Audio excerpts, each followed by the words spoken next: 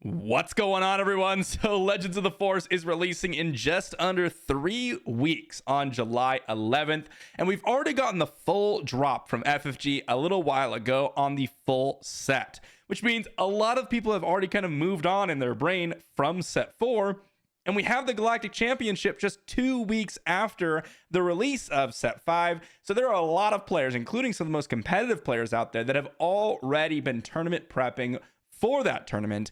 Heck, I've basically been playing exclusively set 5 these days just because it's been so incredibly fun. But that means we get to say a final farewell to set 4, which was actually an incredible meta in of itself.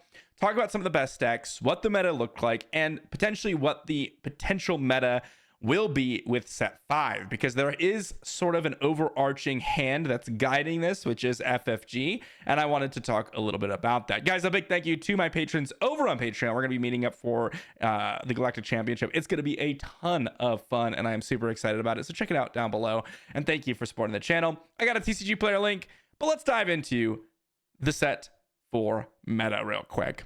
And you might have noticed I have been posting videos about the meta on a weekly basis, typically, at least for the first sets that we've been covering here. I mean, we're only on set 4. I had really been doing videos for the first maybe month and a half, maybe 2 months, and coming back every once in a while to review the meta. But I'll say this, the set 4 meta has been very consistent in that it has been very open. There are a couple of decks that seem to be definitely favorites in the meta, but not so much so to where we're seeing like 18 to 30% of the meta take over. If you look at like Han from the previous set with Han Yellow, and combining the Han Yellow, at least the Han leader, Han 1 that is, with the other variants of Han, he was close to like 36, I want to say, percent of the wins and top 8s.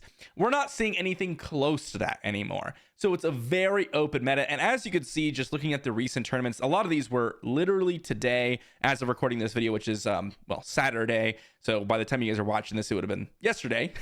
And then also on Friday here, we've got things like, Sabine, Kira, Boba 4, which is the new Boba, still hanging in there. We got Rey, Han 1, Han 2, Quinlan, Anakin, Vader, Palp, Cad Bane. Like, it is all over the place compared to what we were seeing prior to the Django DJ Triple Dark Raid suspension. This was so much worse. But also, even in set 3, it was much more localized to a couple of leaders, much more Han 1s, much more Sabines, that type of gameplay. And if we pop over here to the actual deck lists that are, not the deck list, the meta from set 4.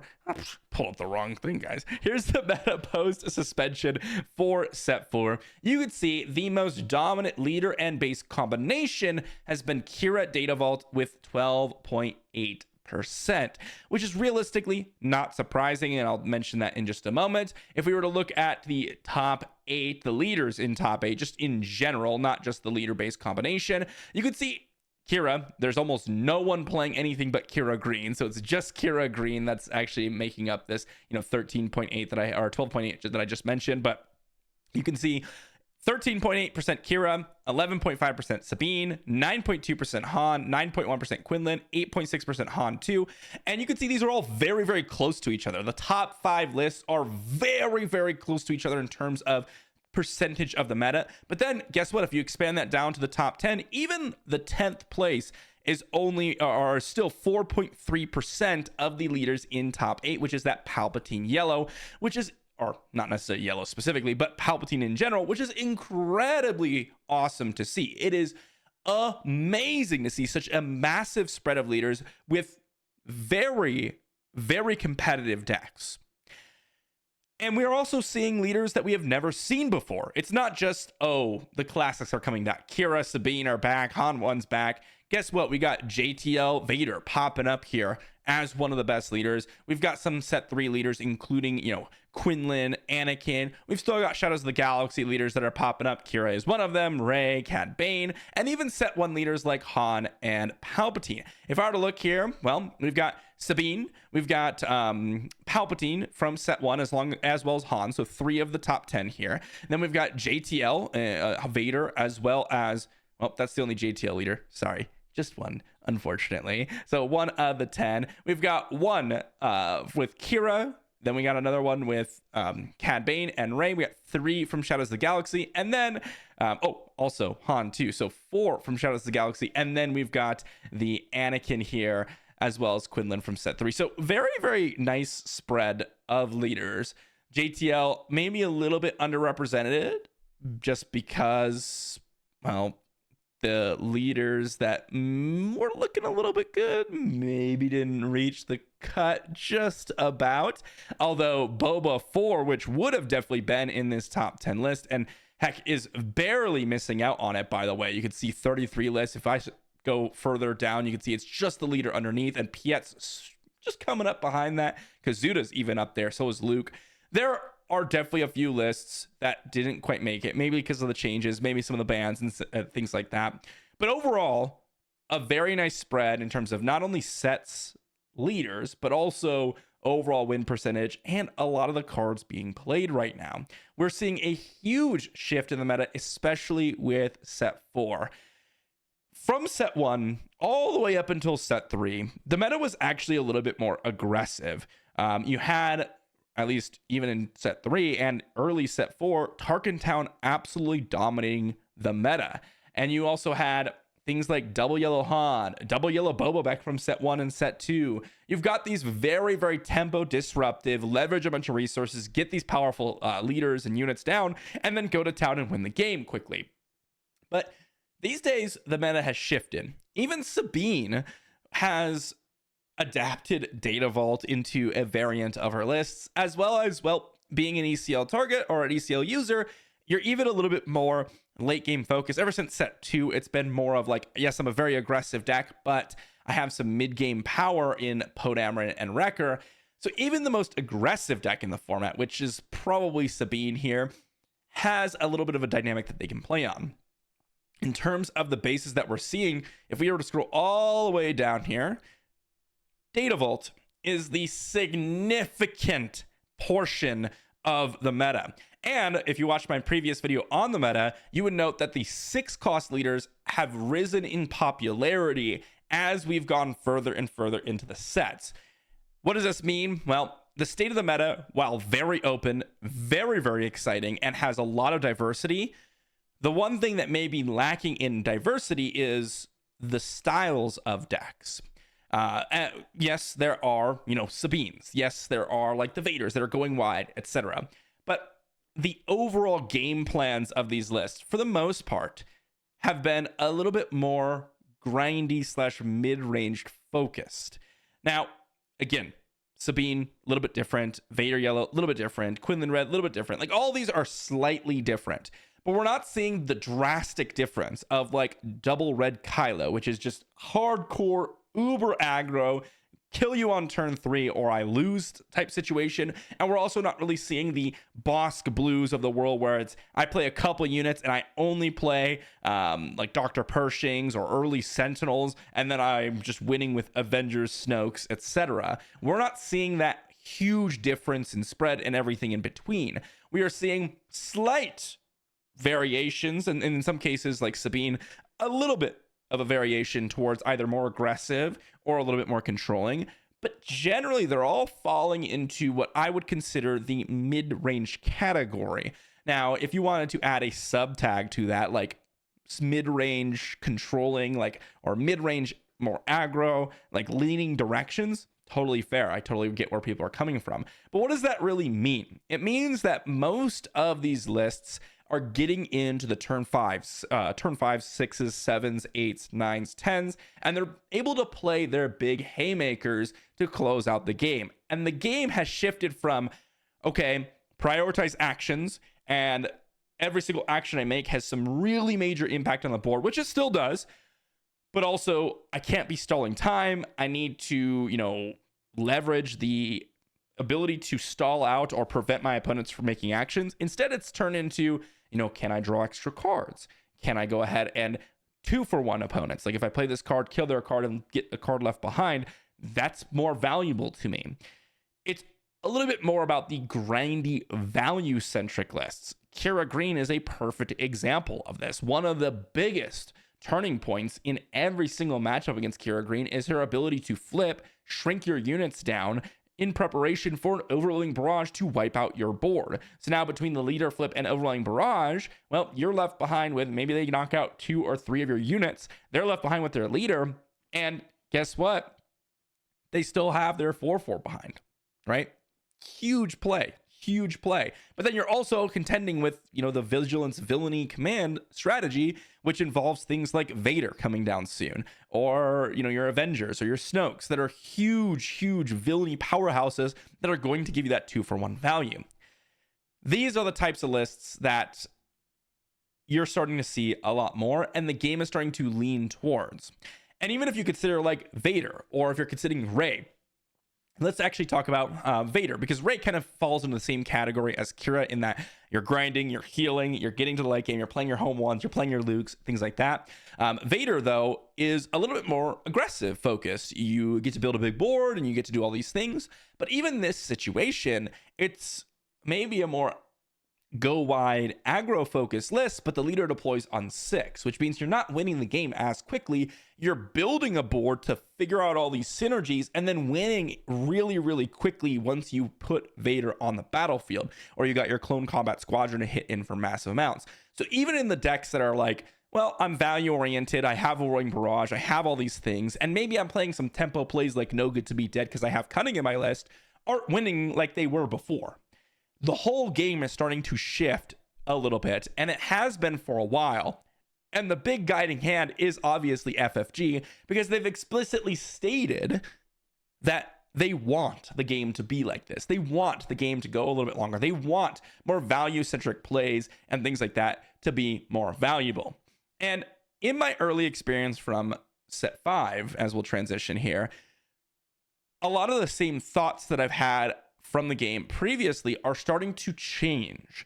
Things like card advantage, things like bigger plays, things like changing your deck to maybe have a little bit less HP aren't as big of an issue as they were previously. Now, this could shift again as we start to see people favor these more late game strategies in a response as a mid-range meta, and then people are taking advantage of that by being super aggro decks.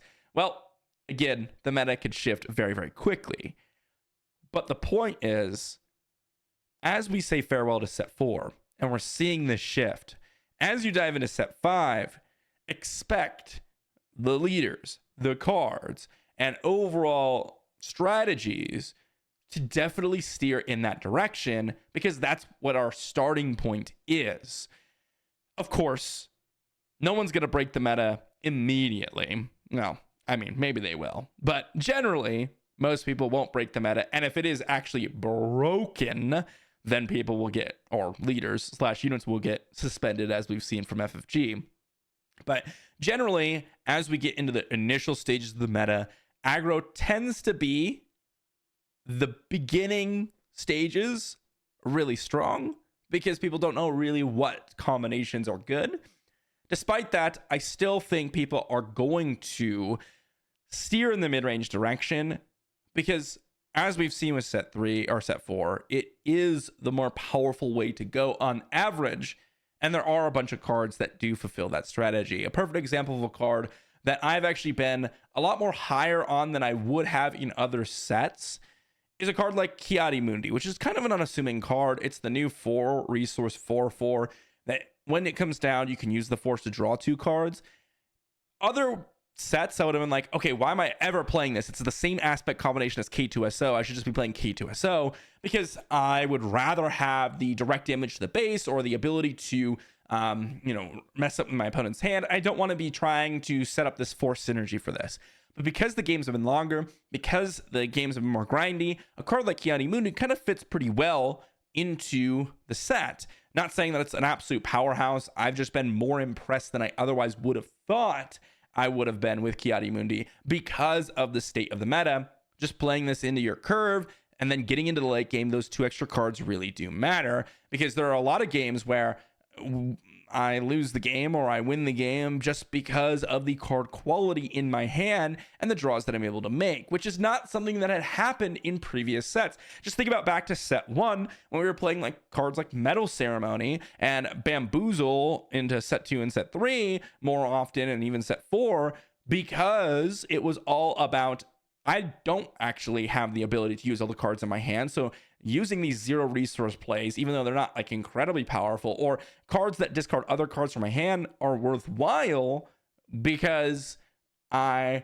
not going into late game and I'm not using all the cards in my hand. Now, of course, cards like Bamboozle are still going to have their plays. Cards like Medal Ceremony, maybe they'll have their place. I mean, Rebel hasn't been that great for a while, but maybe those cards will have their place. I know Bamboozle still will have a place, but it's a real cost now. And it really will affect some of the matchups that you're in because of the state of the meta. That said, what are our thoughts about set 4?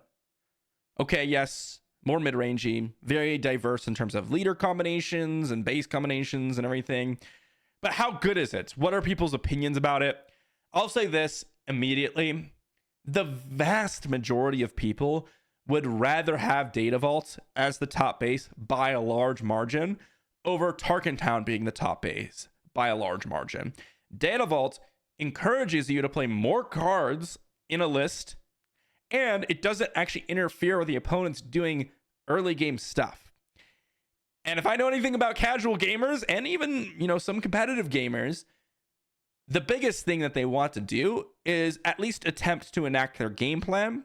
And if I have to play more cards in my deck as a sacrifice to get the extra HP with Data Vault, I don't even care, because guess what? That allows me to put more cool cards in my deck that I otherwise would not have been able to play with.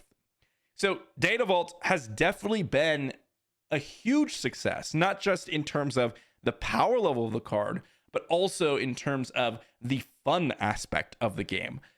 If I were to compare this to like what people were complaining about before, which was Django's exhausting everything on my units and removing my early game plays, or Hans coming down and exhausting all my units, discarding my hand, and then stealing my resources, it's a completely different game. It's a completely different game. And those types of things are what people hate. You know what people don't hate is when you bring your next 10 best cards and just stick it out for a little while, playing big haymakers after haymakers and battling it out until turn 7, 8s, 9s. That's what people want to see. So overall, I think the game is in a much better state. And if you've looked at some of the trends for the game, it has just been going up and up and up after set 4. So their changes that they've made have been really, really solid for the state of the game. And I am extremely excited for set 5. I myself have just been exclusively playing set 5 for the most part. In fact, it's very difficult for me to know exactly what cards, or what these decks were like. Obviously, like when you're looking through these, you can just look at the deck list. But when I'm building a new deck, it's very hard for me to remember which cards / which leaders I'd want to be playing, because immediately these set 5 combinations come to mind. And that's partially just because we have a major tournament, Galactic Championship, the first of its kind, the biggest tournament that we've ever seen for Star Wars Unlimited, coming very, very close. It is about a month away, a little bit under or a little bit over a month away. And on top of that, it is a huge set shortly after, or a huge tournament shortly after the new set is released. So a lot of, experience with the cards, a lot of playing with the cards is what most people are doing at this point. But for those of you that are finishing up your final set 4 PQs, I wish you luck. I hope you've been enjoying the meta, and I'm very curious to hear what you all have to say about set 5 coming up, as well as your finishing thoughts on set 4.